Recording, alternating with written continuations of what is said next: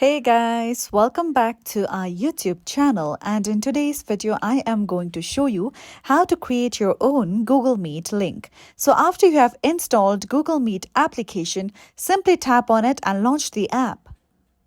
Now once you come here, tap on the new option at the bottom right corner.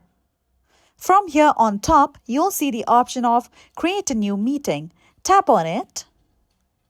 With that, you will directly see the link to the meeting. So you can share this link to various contacts on your Google Meet, or you can share it to other various contacts on your other social media accounts. So once copied, you can share it accordingly and invite people to join your meeting. So follow these easy steps and you will be able to create your own Google Meet link and then host a meeting on your account. So that's it for today's video, and at last, don't forget to subscribe to our YouTube channel.